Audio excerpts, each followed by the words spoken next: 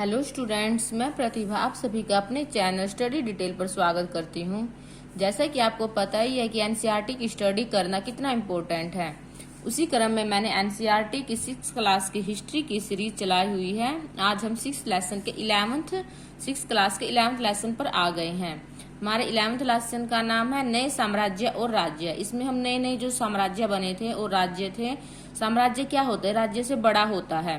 ठीक है, जैसे हमने पीछे पढ़ा था साम्राज्य के बारे में, अशोक का जो साम्राज्य था, मौर्य साम्राज्य, सम्राट थे वो, उन्होंने बहुत बड़ा अपना सारा भारत में अपना साम्राज्य फैला लिया था। इसी तरह फिर गुप्त साम्राज्य था, उसने भी सारे भारत में अपना साम्राज्य फैला लिया था। आज हम गुप्त शासन के बारे में पढ़ेंगे, जो नए नए राजा आए थे गुप्त शासन में। ठीक है, कुछ हम पल्लव और चालुक्य के बारे में पढ़ेंगे, नए नए राजाओं के बारे में पढ़ेंगे। ठीक है, जो हमारा गुप्त शासन था वो पहले करीब 1700 साल पहले आया था, हमारा जो गुप्त शासन था। ठीक है, इसको हम 300 ईस्वी भी कह सकते हैं। 300 ईस्वी में आया था हमारा गुप्त साम्राज्य। अगर 1700 को हम क्या क्या कह सकते हैं? आज जो हमारा जो भी अध्ययन कर रहे हैं वो 2000 साल पहले होता था, उसका अध्ययन कर रहे हैं। ठीक है, 2000 साल मान के चल रहे हैं। अगर 2000 साल आज से चल रहा है तो अगर 1700 है तो ये आज से क्या पड़ेगा? हमारा 300 ईस्वी पड़ेगा। ठीक है, 300 ईस्वी में। ठीक है, आज हमारा 2000 ईस्वी चल रही है। ठीक है, ये 300 ईस्वी में लिखी गई थी। ठीक है, इस लेसन के बारे में पढ़ेंगे हम नए साम्राज्य। इससे पहले जो हमने जो पीछे जो राजा पढ़े थे, सारे के सारे बहुत सारे राजा पढ़े थे, एक बार उनकी रिवीजन कर लेते हैं। ठीक है, वो बहुत जरूरी है ताकि साथ साथ में लर्न रहे। जैसे हमने सबसे पहले कौन सा साम्राज्य पढ़ा था? मगध पढ़ा था। मगध में मौर्य साम्राज्य पढ़ा था। ठीक है, उसका पतन हुआ था 2200 वर्ष पहले। स्थापना कब हुई थी उसकी? 2300 वर्ष पहले उसकी स्थापना हुई थी। 2200 वर्ष पहले उसका पतन हो गया। ठीक है, लगभग। तो अगर हम ईसा पूर्व की बात करें 321 ईसा पूर्व में उसकी, क्योंकि 2300 क्या है हमारे 2000 से ज्यादा हो गया, पीछे चला गया। ठीक है, अगर 2000 तक ज्यादा तो 300 ईस्वी ही रहता, मतलब ईस्वी ही रहता। अगर अब हम ईसा के पीछे चले गए हैं, 2000 से पीछे चले गए हैं, 2300 आ गया है। ठीक है, 2300 वर्ष पहले, यानी कि 321 ईसा पूर्व बोलेंगे हम इसको। ठीक है, जो हमारा मौर्य साम्राज्य था वो कहाँ कहाँ पे फैला हुआ था? पश्चिमी उत्तर भारत में फैला हुआ था। फिर इनके बाद हमने पढ़ा था हिंद यवन आए थे, ये भी 100 सालों तक आए थे, रहे थे। फिर हिंद यवन के बाद हमने पढ़ा था शक और मध्य एशियाई लोग। ठीक है, ये 500 वर्ष तक टिके रहे थे, मध्य एशिया से आए थे। फिर शक और सातवाहन के बीच कई युद्ध हुए थे। ठीक है, जो सातवाहन थे ये भी 2100 साल पहले आए थे। सातवाहन राज्य 400 साल तक टिके रहे थे। ये भी शकों को फिर गुप्तों ने हराया, जो आज हम पढ़ेंगे गुप्त साम्राज्य। ठीक है, फिर हिंद यवन, शक के बाद फिर कुषाण आए थे, 2000 साल पहले आए थे कुषाण भी। ये फिर उत्तर और अगर मध्य भारत की बात करें तो वहां पे मौर्य सेनानायक पुष्यमित्र शुंग, उनका शासन था। फिर उसके बाद कण्व आए थे और 1700 साल पहले गुप्त साम्राज्य की स्थापना हो चुकी थी। 300 ईस्वी कहते हैं जिसको हम। ठीक है, आज से अगर 1700 वर्ष पहले बात करें तो उसको हम 300 ईस्वी भी बोल सकते हैं। ठीक है, एक ही बात है, 1700 वर्ष पहले आज से, या फिर 300 ईस्वी, क्योंकि 300 ईस्वी चल रही थी। ठीक है, आज हम गुप्त साम्राज्य के बारे में पढ़ेंगे। गुप्तों ने शकों को हरा दिया था, कुषाणों को भी हरा दिया था। ठीक है,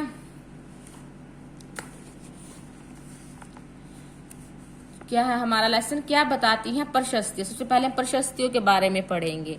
ठीक है, प्रशस्ति अब एक अभिलेख का प्रकार ही होती है। अभिलेखों में इसकी प्रशंसा ही लिखी होती है। प्रशस्ति का मतलब होता है प्रशंसा। दरअसल अरविंद गुप्त साम्राज्य के प्रसिद्ध राजा समुद्रगुप्त की भूमिका अदा करने जा रहा था। अरविंद कौन है? ये लड़का है। ठीक है, ये राजा की भूमिका अदा करने जा रहा था। समुद्रगुप्त के बारे में हमें एक लंबे अभिलेख से पता चलता है। एक लंबा अभिलेख है, वास्तव में यह उसके दरबारी कवि हरिसेन द्वारा संस्कृत में लिखी एक कविता। हरिसेन थे उसके दरबारी कवि। ठीक है, बहुत सारे क्वेश्चन आते हैं कि कौन किसका दरबारी कवि था, इसमें कंफ्यूज हो जाते हैं। जैसे समुद्र गुप्त का दरबारी कवि कौन था? हरिसेन। इसको हम ऐसे लर्न कर सकते हैं, समुद्र हरि, समुद्र में हरि रहते हैं। ठीक है, जैसे हम टीवी में देखते हैं समुद्र बैठे रहते हैं ना, हरि विष्णु बैठे रहते हैं, ऐसे हम इसको लर्न कर सकते हैं। समुद्रगुप्त के कवि हरिसेन। इसे करीब 1700 साल पहले लिखा गया था। ठीक है, लगभग 300 ईस्वी में लिखा गया था। इलाहाबाद में अशोक स्तंभ पर इसकी खुदाई की गई थी। ठीक, अशोक स्तंभ पर इसकी खुदाई की गई थी। यह एक विशेष किस्म का भी लेख है जिसे प्रशस्ति कहते हैं। प्रशस्ति का मतलब होता है प्रशंसा।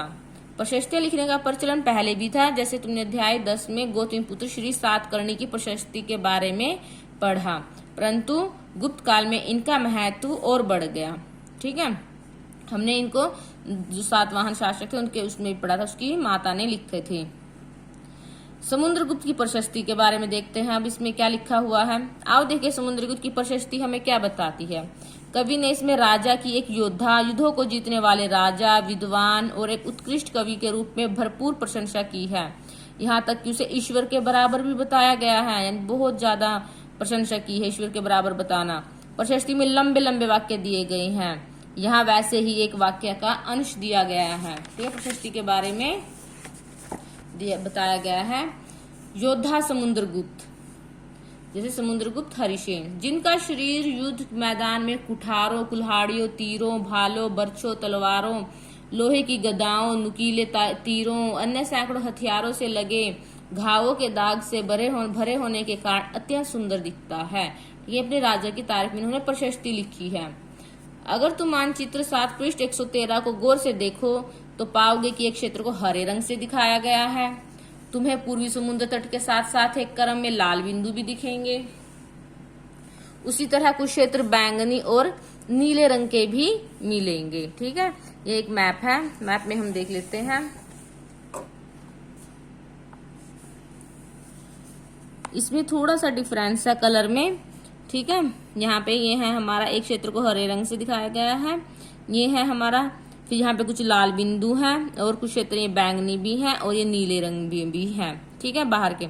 इसमें हमने देखा मानचित्र के हरे रंग का क्षेत्र आर्यव्रत के उन 9 शासकों का है जिन्हें समुद्रगुप्त ने हराकर उनके राज्यों को अपने राज्यों में मिला लिया था। ठीक है, आर्यव्रत के शासक है, ये थोड़ा सा हरा है। ठीक है, ये आर्यव्रत के शासक थे। फिर इसके बाद दक्षिणापथ के ये 12 शासक आते हैं। इनमें से कुछ की राजधानियों को दिखाने के लिए मानचित्र पर लाल बिंदु दिए गए हैं। इन सब ने हार जाने पर समुद्रगुप्त के सामने समर्पण कर दिया था।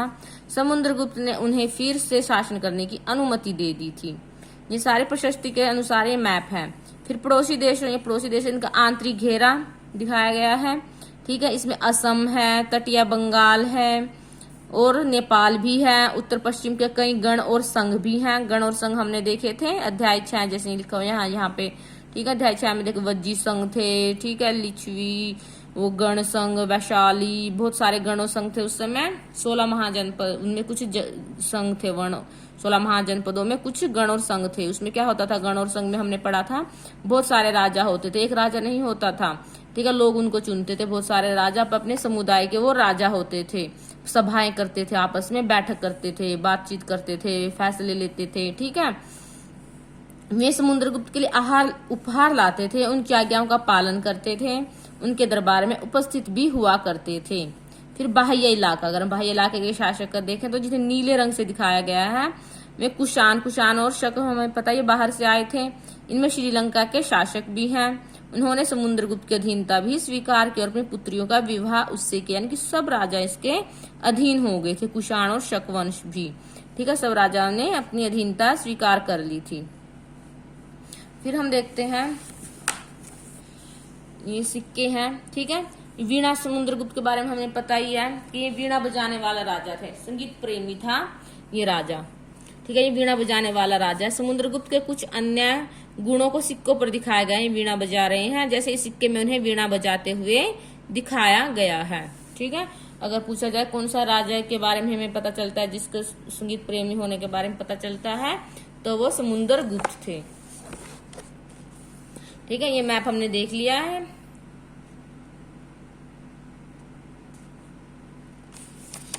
यहाँ अगर हम स्थानों को देखते हैं एक बार, ये थानेसर। ठीक है, ये हमारे कौन थे, आंतरिक राजा थे, आंतरिक पड़ोसी देशों का आंतरिक रहा। थानेसर, मथुरा, सिर्फ मथुरा और कन्नौज, प्रयाग, पाटलिपुत्र, नालंदा, ये आर्यव्रत के राजा हैं। ये हमारे दक्षिणापथ के राजा हैं, भरूच गुजरात में पड़ता है, सातवाहन, ये दक्षिण की ओर जाने वाला रास्ता, उज्जैन, अमरावती है यहाँ पे, चालुक्यों की राजधानी थी ऐहोल। ठीक है, ये कृष्णा और तुंगभद्रा नदी के बीच में था चालुक्य शासन। ठीक है, पीछे पढ़ा था हमने कृष्णा और तुंगभद्रा नदी के, ये कृष्णा नदी है, ये तुंगभद्रा नदी है। ये पल्लव की राजधानी है कांचीपुरम। ये है चोल, चेर, पांड्या थे। ठीक है, इनका शासन 2300 वर्ष पहले था। ये पुराने राजा थे काफी, चोल, चेर और पांड्या। ठीक है, वो हमने पिछले लेसन पढ़ा था, 2300 वर्ष पहले आए थे ये चोल, चेर और पांड्या। अरिकामेडु पढ़ा था हमने, ठीक है। यहाँ पे व्यापार होता था रोम के साथ। चोल की राजधानी थी पुहार, ठीक है। पतन था इनका, बंदरगाह थी, ठीक है। हम देख भी लेते हैं चोल, चेर और पांड्या के बारे में, एक बार आपको दिखा भी देती हूँ मैं। कहाँ गया?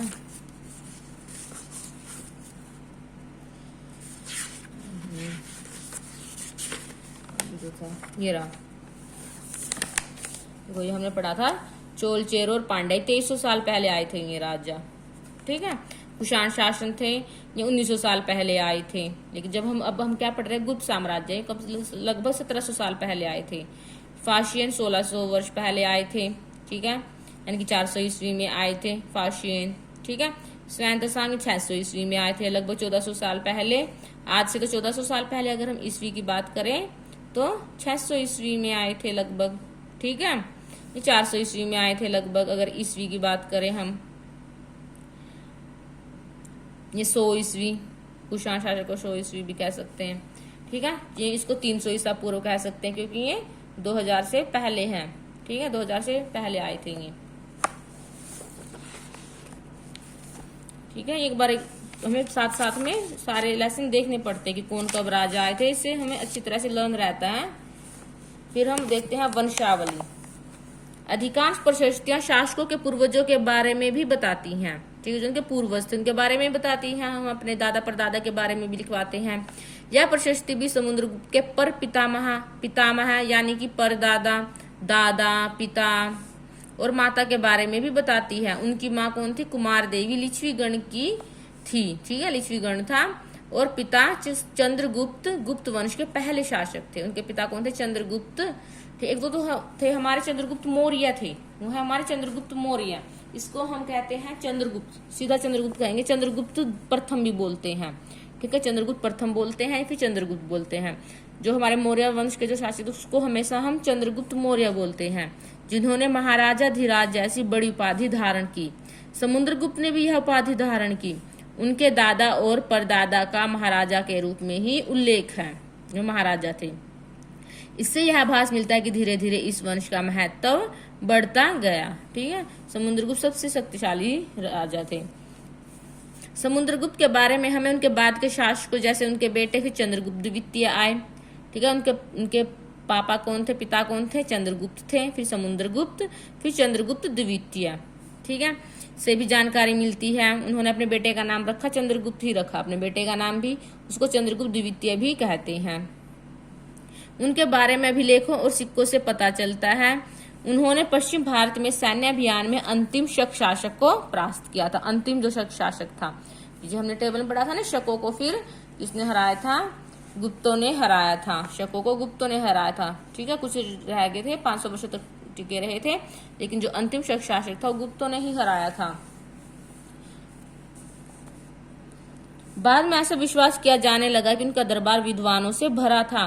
कवि कालिदास और खगोल शास्त्री आर्यभट्ट उनके दरबार में थे। ये कालिदास और खगोल शास्त्री, चंद्रगुप्त द्वितीय के बारे में बात हो रही है, ठीक है। चंद्रगुप्त द्वितीय ने हराया था अंतिम शक शासक को। फिर इनके जो दरबारी कवि थे कौन कौन थे? कालिदास और खगोल शास्त्री। जैसे हमने पढ़ा था, समुद्रगुप्त के दरबारी कवि कौन थे? हरिशेन। समुद्रगुप्त। अगर चंद्रगुप्त द्वितीय की बात करें तो उसमें कौन थे? कालिदास और आर्यभट्ट, ठीक है। इसको हम लर्न कर सकते हैं, चंद्रगुप्त द्वितीय, कालिदास और आर्यभट्ट, ठीक है। फिर हर्षवर्धन और हर्षचरित के बारे में पढ़ेंगे हम। ये भी नए राजा थे। जिस तरह गुप्त वंश के शासकों के बारे में अभिलेखों और सिक्कों से पता चलता है, उसी तरह कुछ अन्य शासकों के बारे में उनकी जीवनी से पता चलता है। जीवनी है, किताब लिखी गई है। ऐसे ही एक राजा हर्षवर्धन थे, जिन्होंने करीब 1400 साल पहले शासन किया था। 1400 साल पहले आए थे, करीब 600 ईस्वी, ठीक है। 1400 को हम 600 ईस्वी भी कह सकते हैं ना, आज से। उनके दरबारी कवि कौन थे? बाणभट्ट। इंपॉर्टेंट है ये। हर्षवर्धन के दरबारी कवि कौन थे? बाणभट्ट। क्वेश्चन पूछ सकते हैं, हर्षवर्धन के कौन थे? बाणभट्ट थे। हर्ष, बाण, ठीक है। बाणों में लिपटे रहते थे, हर्ष, ऐसे लर्न कर सकते हैं, बाणों में लिपटे रहना, हर्ष, ठीक है। बहुत खुश रहते थे। उनकी जीवनी हर्षचरित लिखी है, ठीक है, क्वेश्चन आया हर्षचरित किसने लिखी है? बाणभट्ट ने लिखी है। ये नहीं कि हर्षचरित हर्षवर्धन ने लिखी है, कंफ्यूज हो जाते हैं कई बार। ये हर्षचरित को लिखा है बाणभट्ट ने लिखा है। इसमें हर्षवर्धन की वंशावली की पूरी जानकारी दी हुई है, उनके राजा बनने तक का वर्णन है। चीनी तीर्थयात्री श्वेन तशांग, जिनके बारे में हमने अध्याय 10 में पढ़ा था, काफी समय के लिए हर्ष के दरबार में हमने पढ़ा था, 600 ईस्वी में आए थे श्वेन तशांग भी। ठीक है, उन्होंने वहां जो कुछ देखा उसका विस्तृत विवरण दिया। हर्ष अपने पिता के सबसे बड़े बेटे नहीं थे, पर अपने पिता और भाई की मृत्यु हो जाने पर थानेसर के राजा बने। उससे बड़े बेटे तो नहीं थे, लेकिन अपने फिर मृत्यु होने के बाद ये राजा बने थे। उनके भाई की मृत्यु हो गई थी। उनके बहनोई, ठीक है, बहन के पति यानी कि कन्नौज के शासक थे। वो कन्नौज के शासक थे, हमने देखा था ना कन्नौज, ये रहा कन्नौज। ठीक है, ये कन्नौज के शासक थे, उत्तर प्रदेश में पड़ता है।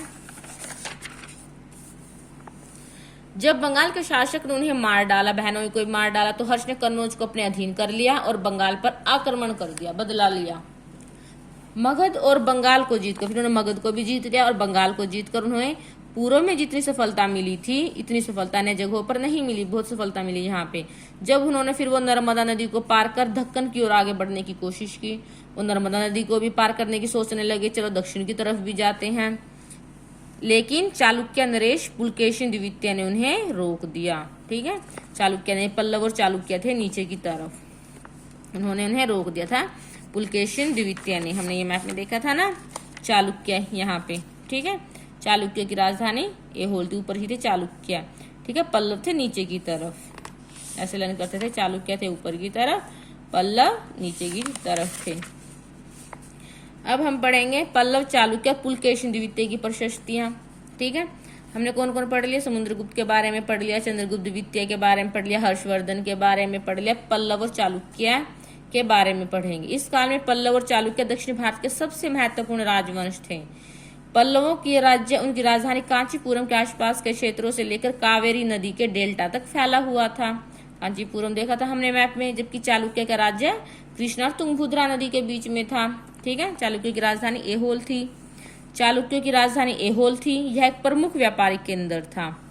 ठीक है, धीरे धीरे एक धार्मिक केंद्र भी बन गया, जहाँ कई मंदिर थे। पल्लव और चालुक्य एक दूसरे की सीमाओं का अतिक्रमण करते रहते, क्योंकि ऊपर चालुक्य थे, नीचे पल्लव थे, ये ऐसे एक दूसरे की सीमाओं का अतिक्रमण करते थे। मुख्य रूप से राजधानियों को निशाना बनाया जाता था, जो समृद्ध शहर थे। ठीक है, ये चोलों की राजधानी है तंजावुर। ठीक है, ये हमने पीछे पढ़ा था, चोल चेर पांड्या। इसमें मैप में तो नहीं दे रखी चोलों की राजधानी, इसमें नहीं दे रखी, पीछे पढ़ा था हमने। ठीक है, आगे भी पढ़ेंगे इनके बारे में और डिटेल में।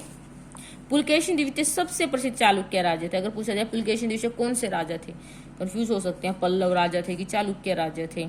ठीक है, के क पुलकेशिन ऐसे कर सकते हैं, का पुलकेशिन चालुक्य। ठीक है, ला का, इसमें भी ला का है, इसमें भी ला का है। ठीक है, चालुक्य पुलकेशिन। ठीक है, ये कौन थे? पुलकेशिन चालुक्य राजा थे। ला का इसमें भी आ रहा, ला का। उनके बारे में हमें फिर इनके दरबारी कवि कौन थे? रवि कीर्ति। क्वेश्चन आ सकता है, रवि कीर्ति किसके थे?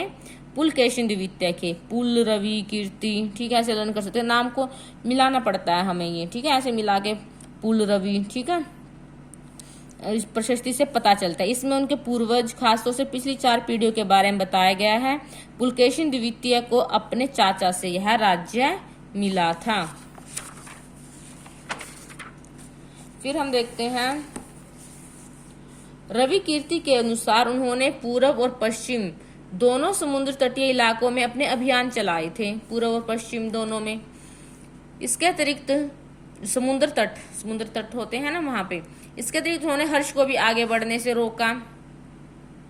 हर्ष का अर्थ आनंद होता है। कवि का कहना है कि इस पराजय के बाद हर्ष अब हर्ष नहीं रहा। हर्ष ने इसने लिखा, रवि कीर्ति ने कहा है कि अब हर्ष नहीं रहा।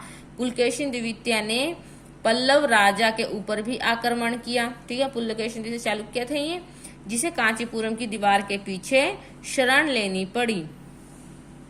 पर चालुक्यों की विजय अल्पकालीन थे। लड़ाई से दोनों वंश दुर्बल होते चले गए, हमेशा लड़ रहे हैं ये पल्लव और चालुक्य को। अंततः राष्ट्रकूट और चोल वंशों ने समाप्त कर दिया। इनके बारे में तुम कक्षा 7 में पढ़ोगे। ठीक है, हर्ष को किसने रोका था? पुलकेशिन द्वितीय ने रोका था। फिर है, इन राज्यों का प्रशासन कैसे चलता था? पहले के राजाओं की तरह इन राजाओं के लिए भूमि कर सबसे महत्वपूर्ण बना रहा। ये भी भूमि कर लेते थे। प्रशासन की प्राथमिक इकाई गांव होते थे, लेकिन धीरे धीरे कई नए बदलाव आए। राजाओं ने आर्थिक, सामाजिक, राजनीतिक या सैन्य शक्ति रखने वाले लोगों का समर्थन जुटाने के लिए कई कदम उठाए। उदाहरण के तौर पर कुछ महत्वपूर्ण प्रशासकीय पद अनुवांशिक बन गए अब, अर्थात बेटे अपने पिता का पद पाते थे, जैसे कि कवि हरिसेन अपने पिता की तरह महादंडनायक अर्थात मुख्य न्याय अधिकारी थे। हरिसेन कौन थे? समुद्रगुप्त के दरबारी कवि थे। ठीक है, ये महादंडनायक और मुख्य न्यायाधिकारी भी थे। कभी कभी एक ही व्यक्ति कई पदों पर कार्य करता था, जैसे कि हरिसेन एक महादंडनायक होने के साथ साथ कुमार मात्या अर्थात एक महत्वपूर्ण मंत्री। कुमार मात्या का मतलब क्या होता है? महत्वपूर्ण मंत्री। और एक संधि विग्रहिक अर्थात युद्ध और शांति के विषयों का भी मंत्री था, संधि करवाता था। संभवतः वहां के स्थानीय प्रशासन में प्रमुख व्यक्तियों का बहुत बोलबाला था। इनमें नगर श्रेष्ठी प्रमुख थे, यानी कि नगर श्रेष्ठी कौन होते थे? मुखिया बैंकर या शहर का व्यापारी। सार्थवाह कौन होते थे? व्यापारियों के काफिले का नेता। जो व्यापारियों के काफिले का जो नेता होता था, जो मेन व्यापारी होते थे, पूरे सारे शहर में जितने भी बिजनेसमैन होते थे, मान लो व्यापारी होते थे, उन सबका एक नेता होता था। उसको क्या बोलते थे? सार्थवाह। ठीक है, पूछा जा सकता है सार्थवाह किसको कहते हैं? व्यापारियों के जो पूरा काफिला होता है उसका नेता। प्रथम कुलिक अर्थात मुख्य शिल्पकार। कायस्थ यानी लिपिकों के प्रधान जैसे लोग होते, तभी इन्हीं का बोलबाला था। यही अपने इच्छा अनुसार काम करवाते थे, जिसकी इन्हें जरूरत होती थी वो काम करवा लिया। इस तरह की नीतियां कुछ हद तक प्रभावशाली होती थी, पर समय के साथ साथ इनमें से कुछ व्यक्ति इतने अधिक प्रभावशाली हो जाते थे कि अपना स्वतंत्र राज्य भी स्थापित कर लेते। अब इतने बड़े बड़े नेता थे, कुछ इतने शक्तिशाली हो गए कि अपना अलग ही राज्य बना लिया इन्होंने। ठीक है, अपने अलग राज्य की घोषणा कर देते थे। फिर एक नए प्रकार की सेना। कुछ राजा भी पुराने राजाओं की तरह एक सुसंगठित सेना रखते थे, जिसमें हाथी, रथ, घुड़सवार, पैदल सिपाही होते थे। यानी सेना तो होती थी, पर इसके साथ साथ कुछ सेना नायक भी होते थे अलग से, जो आवश्यकता पड़ने पर राजा को सैनिक सहायता दिया करते थे। इन सेना नायकों को कोई नियमित वेतन नहीं दिया जाता था, बदले में इनसे कुछ को भूमिदान दिया जाता था। दी गई भूमि से ये कर वसूलते थे, जिससे वे सेना और घोड़ों की देखभाल करते थे। उनके पास जो सेना और घोड़े रखते थे उनकी देखभाल करते थे। साथ ही वे इससे युद्ध के लिए हथियार भी जुटाते थे। इस तरह के व्यक्ति सामंत कहलाते थे। सामंत कहते थे जो सेना नायक भी होते थे और साथ में भूमि से कर वसूलते थे, और उस कर के क्या करते थे? अपने सेना और घोड़ों की देखभाल करते थे। यानी कि सेना प्लस किसान भी कह सकते हैं। ठीक है, कुछ जमींदार।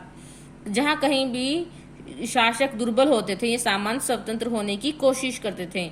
मतलब सामंत होता, एक सिपाही भी होता था, सेना नायक भी होता था, और एक कर वसूलने वाला भी होता था सामंत। ठीक है, कर भी वसूलते थे। ठीक है, फिर है दक्षिण के राज्यों में सभाएं। ठीक है, हमने पीछे पढ़ा था पल्लव के अभिलेखों में कई स्थानीय सभाओं की रचना की गई है। पल्लव पढ़ा था ना, पल्लव की राजधानी कांचीपुरम। इनमें से एक था ब्राह्मण भूस्वामियों का संगठन, जिसे सभा कहते थे। ठीक है, ये ब्राह्मणों का संगठन होता था। ब्राह्मण भूस्वामी जो भूमि के स्वामी हो गए, उसको कहते थे सभा। यह सभाएं उप समितियों के जरिए सिंचाई, खेती बाड़ी से जुड़े विभिन्न काम, सड़क निर्माण, स्थानीय मंदिरों की देखरेख आदि का काम करती थी। जिन इलाकों के भूस्वामी ब्राह्मण नहीं थे, अगर मान लो जहाँ पे ब्राह्मण नहीं थे, वहां पे फिर उर नामक ग्राम सभा के होने की बात की गई है। एक उर नामक ग्राम सभा होती थी। अगर मान लो जहाँ पे ब्राह्मण है वहां पर तो सभा बोलते थे उसको। अगर मान लो जहाँ पे ब्राह्मण नहीं थे वहां पर उर नामक ग्राम सभा होती, और कोई होता था उनका। फिर नगरम। नगरम किसकी थी? व्यापारियों के संगठन का नाम था, इंपोर्टेंट है। नगरम, उर और सभा। ठीक है, नगरम किसकी सभा थी? संगठन था, व्यापारियों का संगठन था। संभवतः उन सभाओं पर धनी और शक्तिशाली भूस्वामियों और व्यापारियों का नियंत्रण था। इनमें से बहुत सी स्थानीय सभाएं शताब्दियों तक काम करती रही। ठीक है, अगर ब्राह्मण भूस्वामियों का संगठन सभा, गैर ब्राह्मण भूस्वामी है मान लो, उनको उर, और नगरम व्यापारियों के काफिले जो संगठन है उसका नाम था नगरम। उस जमाने में आम लोग, अब आम लोगों के बारे में देख लेते हैं। जनसाधारण के जीवन की थोड़ी बहुत झलक हमें नाटकों और कुछ अन्य स्रोतों से मिलती है। चलो इसके कुछ उदाहरण देखते हैं। कालिदास अपने नाटकों में राज दरबार के जीवन के चित्रण के लिए प्रसिद्ध है। राज दरबार का चित्रण करते थे ये। इन नाटकों में एक रोचक बात यह है कि राजा और अधिकांश ब्राह्मणों को संस्कृत बोलते हुए दिखाया गया है, जबकि अन्य लोग और महिलाएं प्राकृत बोलते हुए दिखाए गए हैं। प्राकृत मतलब उनकी देशी भाषा होती थी। उनका सबसे प्रसिद्ध नाटक अभिज्ञान शाकुंतलम, ठीक है, अभिज्ञान शाकुंतलम उनका सबसे प्रसिद्ध नाटक था। दुष्यंत नामक एक राजा और शकुंतला नाम की एक युवती की प्रेम कहानी है। इस नाटक में गरीब मछुआरे के साथ राज कर्मचारियों के दुर्व्यवहार की बात कही गई है। एक मछुआरे को एक अंगूठी मिली, कहानी है, ये बताया गया है कैसे दुर्व्यवहार करते थे आम गरीब लोगों के साथ। एक मछुआरे को एक कीमती अंगूठी मिली। यह अंगूठी राजा ने शकुंतला को भेंट की थी, पर दुर्घटनावश उसे एक मछली निगल गई। जब मछुआरा इस अंगूठी को लेकर राजमहल पहुंचा तो द्वारपाल ने उस पर चोरी का आरोप लगाया और मुख्य पुलिस अधिकारी भी बहुत बुरी तरह से पेश आया। राजा उस अंगूठी को देखकर बहुत खुश हुए और उन्होंने मछुआरे को इनाम दिया। पुलिस वाला और द्वारपाल मछुआरे से इनाम का कुछ हिस्सा हड़पने के लिए उसके साथ शराब खाने भी चल पड़े। ठीक है, उस टाइम में भ्रष्ट लोग थे बहुत ज्यादा। ठीक है,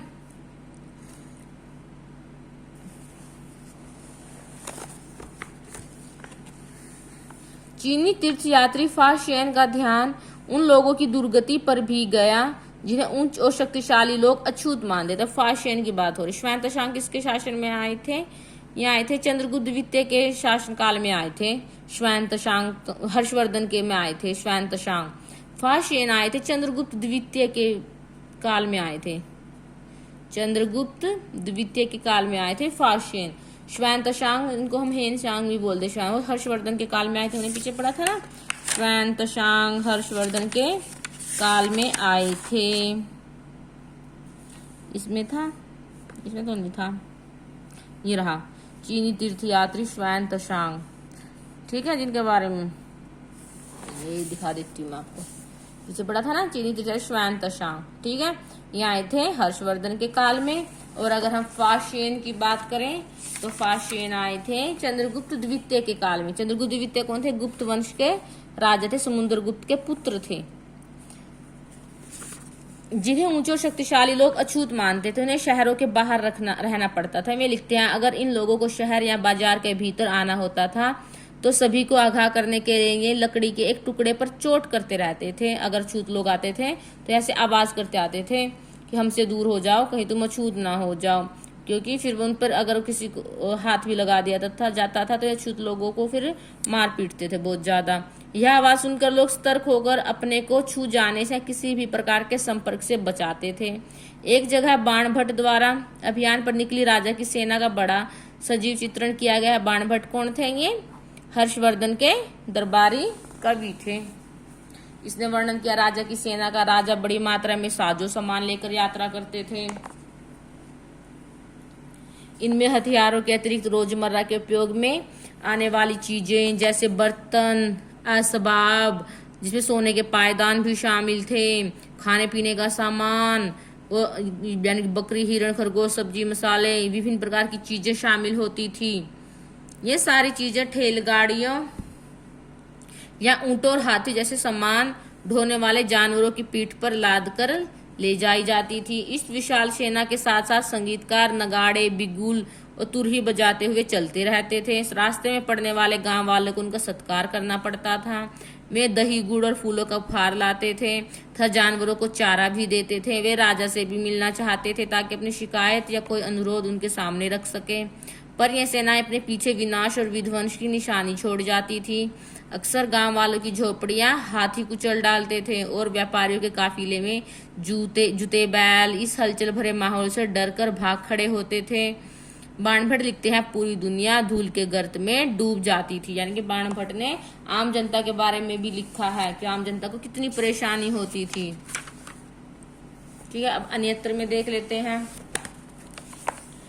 मानचित्र 6 में अरब ढूंढो। मरुभूमि होते हुए भी सदियों से अरब यातायात का एक बड़ा केंद्र था। ठीक है, अरब देश हमने पढ़े हैं ना, दिखा देती हूँ मैं आपको।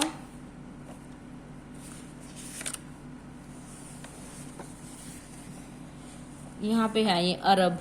ठीक है भाई, यहाँ पे है अरब की खाड़ी में ये लाल सागर, यहाँ पे अरब देश है सारे, सऊदी अरब। ठीक है, ये यहाँ पे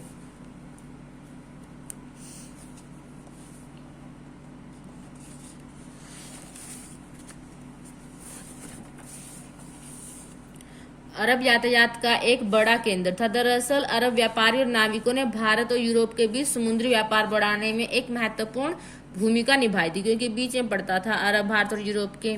अरब में रहने वाले अन्य लोगों से बेदुइन थे, जो घुमक्कड़ कबीले होते थे। वे मुख्य रूप से ऊंटों पर आश्रित होते थे, क्योंकि यह एक ऐसा मजबूत जानवर है जो मरुभूमि में भी स्वस्थ रह सकता है। ठीक है, वहां पे रेगिस्तान बहुत ज्यादा है। फिर लगभग 1400 साल पहले पैगंबर मोहम्मद ने अरब में इस्लाम नामक एक नए धर्म की शुरुआत की। पैगंबर मोहम्मद थे इस्लाम धर्म के संस्थापक थे। ठीक है, 1400 साल पहले, यानी 600 ईस्वी में ईसाई धर्म की स्थापना हुई, मुस्लिम धर्म की स्थापना हुई थी, इस्लाम धर्म की। ईसाई धर्म की तरह इस्लाम ने भी अल्लाह को सर्वोपरि माना है। जैसे ईसाई धर्म गॉड को मानते हैं, इस्लाम ने अल्लाह को। उसके बाद सभी को समान माना गया है। यहाँ इस्लाम धर्म के पवित्र ग्रंथ कुरान का एक अंश दिया गया है।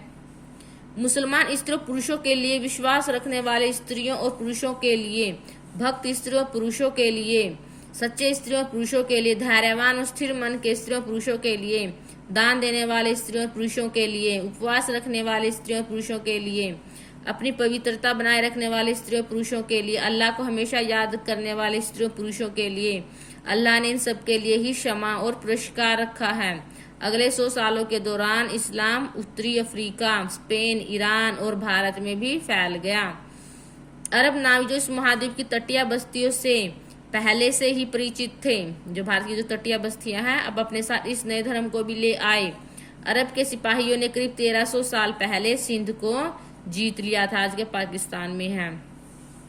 ठीक है, ये हमने पढ़ लिया लेसन। ये उपयोगी शब्द थे जो हमने पढ़े थे। मुख्य तिथि है ये, गुप्त वंश की शुरुआत 1700 वर्ष पहले हुई थी और हर्षवर्धन का शासन 1400 साल पहले, यानी कि 600 ईस्वी में। ठीक है, ये हमने पढ़ लिया। अब हम इसके नोट्स देख लेते हैं इस लेसन के, जो नोट्स बनाए हैं मैंने। ने साम्राज्य और राज्य, ये पढ़ा था ना हमारा लेसन। समुद्रगुप्त के बारे में पढ़ा था हमने। हरिशेन संस्कृत में लिखी गई ये कविता है, उन्होंने संस्कृत में कविता लिखी थी, 1700 साल पहले लिखा गया था इसे लगभग। इलाहाबाद में अशोक स्तंभ पर इसकी खुदाई की गई है। यह एक विशेष किस्म का अभिलेख है, क्योंकि इसे प्रशस्ति कहते हैं। संस्कृत शब्द होता है प्रशस्ति, हमने सबने पढ़ लिया। समुद्रगुप्त की माँ कुमार देवी थी, लिच्छवी गण की थी, और पिता चंद्रगुप्त गुप्त वंश के पहले शासक थे। समुद्रगुप्त का बेटा कौन था? चंद्रगुप्त द्वितीय। कवि कालिदास और जो खगोल शास्त्री आर्यभट्ट थे, ये चंद्रगुप्त द्वितीय के दरबार में थे। ठीक है, 1600 साल पहले आए थे ये। फिर हमने पढ़ा था समुद्रगुप्त के बाद हर्षवर्धन के बारे में पढ़ा था। हर्षवर्धन और हर्षचरित, ये 606 से इनका पूरा समय पीरियड है। ये 606 से 647 ईस्वी तक रहे थे हर्षवर्धन। 1400 साल पहले शासन किया था। दरबारी कवि बाणभट्ट थे। हर्षचरित लिखी है। श्वेत शांग आए थे, उनके दरबार में पढ़ा हमने। हर्ष थानेसर के राजा बने। फिर बहनोई कन्नौज के शासक थे। फिर वो उनके बहनोई को भी मार दे। फिर उन्होंने कन्नौज को भी शासन करने लगे और मगध और बंगाल को भी जीत लिया। जब हर्ष नर्मदा नदी को पार कर दक्कन की ओर बढ़ने लगे तो चालुक्य नरेश पुलकेशिन द्वितीय ने उन्हें रोक दिया। फिर हम पल्लव और चालुक्य के बारे में पढ़ते हैं। ठीक है, ये पुलकेशिन द्वितीय कौन थे? चालुक्य नरेश थे। ये पल्लवों का राज्य और उनकी राजधानी कांचीपुरम से लेकर कावेरी नदी के डेल्टा तक फैला हुआ था। चालुक्य ऊपर थे, जो पल्लव है वो नीचे की तरफ है, कावेरी नदी के पास। ठीक है, चालुक्य का राज्य कृष्णा और तुंगभद्रा नदी के बीच था। चालुक्य की राजधानी एहोल थी। पल्लवों की राजधानी कांचीपुरम थी। इम्पोर्टेंट है ये लिखा भी हुआ यहाँ पे। चालुक्यों की राजधानी एहोल थी। पुलकेशिन द्वितीय के दरबारी कवि कौन थे? रवि कीर्ति। उससे प्रशिष्टि से हमें पता चलता है। पल्लव फिर चालुक्यों का अंततः राष्ट्रकूट और चोल वंशों ने समाप्त कर दिया। आगे पढ़ेंगे हम। फिर प्रशासन कैसे चलता था।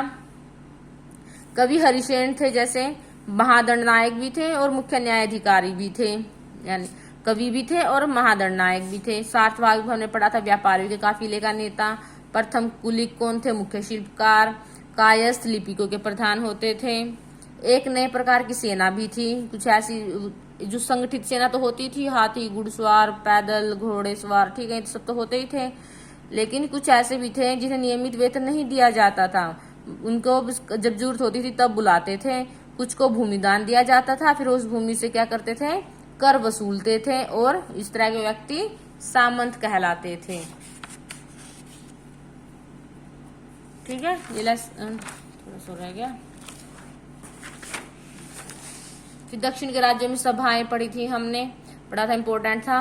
ब्राह्मण जो भूस्वामियों का संगठन होता था उसको सभा कहते थे, और इन इलाकों के स्वामी ब्राह्मण नहीं थे, वहां पे उर ग्राम सभा होती थी। उर में कौन होते थे, मतलब गैर ब्राह्मण सभा थी, और जो सभा थी वो ब्राह्मण सभा थी। फिर नगरम थी, ये व्यापारियों के संगठन का नाम था, ये संगठन था। ठीक है, हमारा ये लेसन कंप्लीट होता है। हमने नोट्स भी अच्छी तरह से लर्न कर लिया है, लेसन भी पढ़ लिया है।